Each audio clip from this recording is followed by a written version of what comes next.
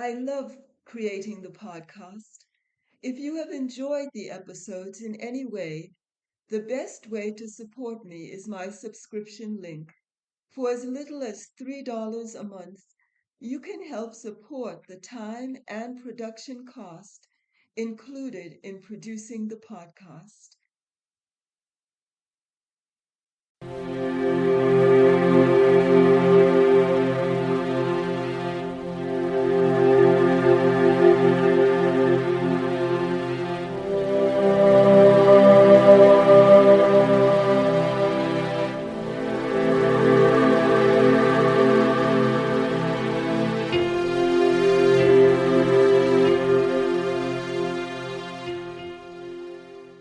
My name is Barbara Ann Briggs, and I am a certified teacher of Transcendental Meditation and also the author of 2 books, Pilgrimage on the Path of Love, a novel of visionary fiction which has been hailed as the perfect amalgamation of spiritual awakening and self-discovery.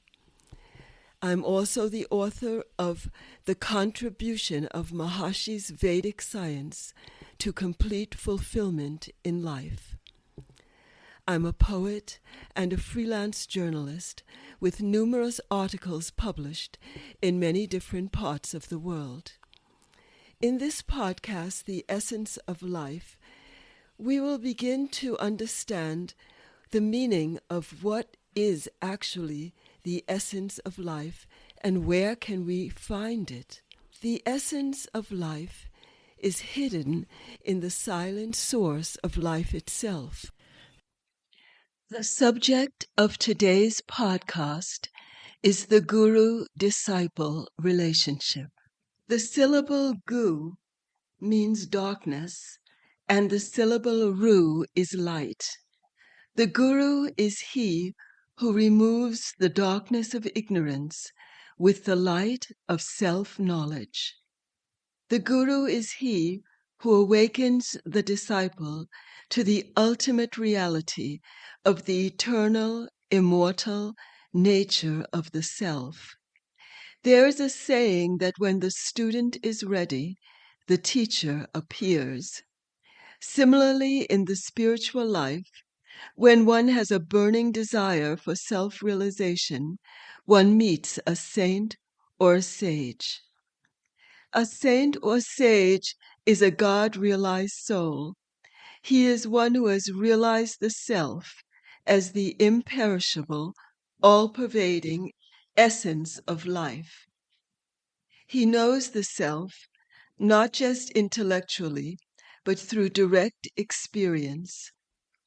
His awareness is permanently established in the brilliant light of God consciousness, and as a result, he is able to kindle the light of divine intelligence in others.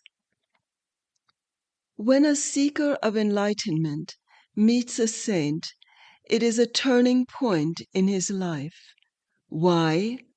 It is because the path to enlightenment is always bumpy.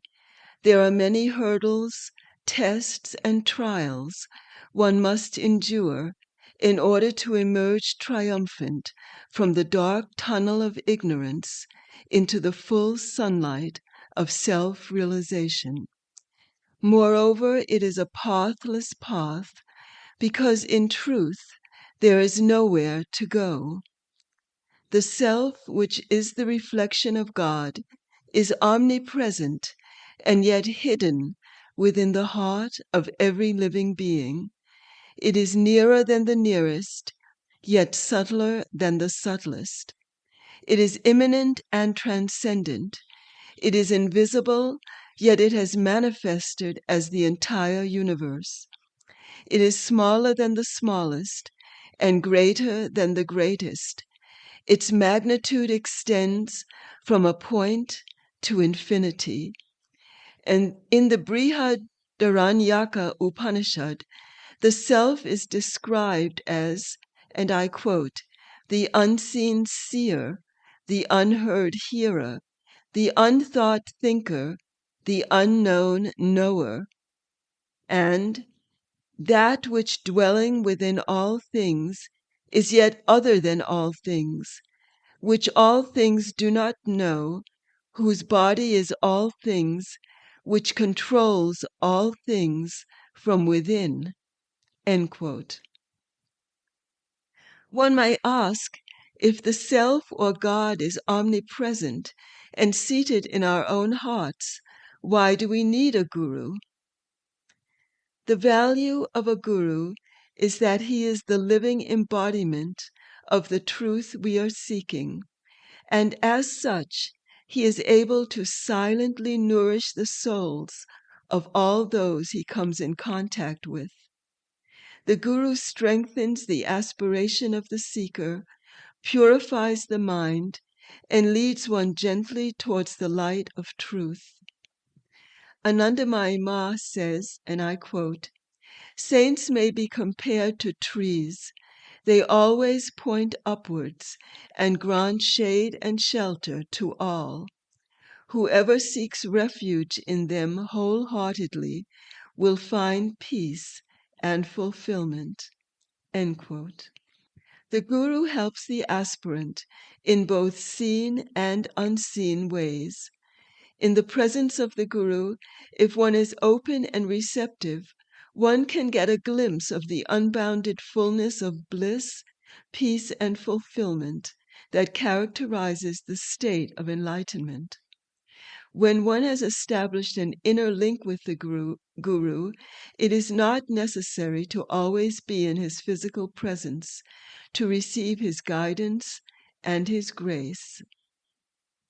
There have been realized people who have reached enlightenment without a guru, but this is very rare. Who then is the guru? First and foremost, the God-realized soul is in constant communion with God. The guru is not the form, not the body, not the caste, not the religion, not even the belief system. The guru is the embodiment of pure, unconditional love. The guru is also the embodiment of pure knowledge. The guru is God in human form, in the sense that he is the full embodiment of the divine essence of life. In order to benefit from the teachings of the guru, it is necessary for the aspirant to approach the guru in the right way, with humility, reverence, faith, and devotion. In chapter 4, verse 11 of the Bhagavad Gita, Lord Krishna says to Arjuna, "As men approach me, so do I favor them." In the Bhagavad Gita, we see that Krishna's teaching to Arjuna actually commences from chapter 2, verse 7, after Arjuna has completely surrendered himself at the feet of Lord Krishna. Arjuna says, "I am thy disciple. Teach me, for I have taken refuge in thee." End quote. In his commentary on this verse, Maharishi Mahesh Yogi says, and I quote, "Arjuna becomes silent because he is unable to go any further on his own. He stops, his intellect rebounds, and he falls at the feet of the Lord. This is a great secret of success when guidance is sought from another in any walk of life. It can be imparted only to those who are at least willing to receive it. Their willingness is judged by their readiness to receive, and this in turn by their one-pointed attention in faithful devotion to the Master. Faith makes the student a good assimilator of knowledge. Devotion sets him free from resistance, and at the same time influences the heart of the Master, whence the spring of wisdom pours forth. Devotion on the part of the disciple creates affection in the heart of the Master. Such is the glory of devotion and faith in a disciple. he surrenders at the feet of the master and cuts short the long path of evolution. End quote. The relationship between the master and the disciple may also be understood in terms of the relationship between the higher self and the lower self. The higher self is the Atman, the absolute, immortal, unchanging aspect of human existence. And the lower self is the mind, intellect, and ego, ever at the mercy of the winds of change. In order to gain liberation, the lower self must surrender to or be mastered by the higher self. The surface, ever-changing waves of the mind must settle down to experience their silent source, the never-changing substratum of universal existence. When the awareness of the silent wholeness at the basis of life is never lost, even in the midst of dynamic activity, then the union between the higher self and the lower self has been accomplished.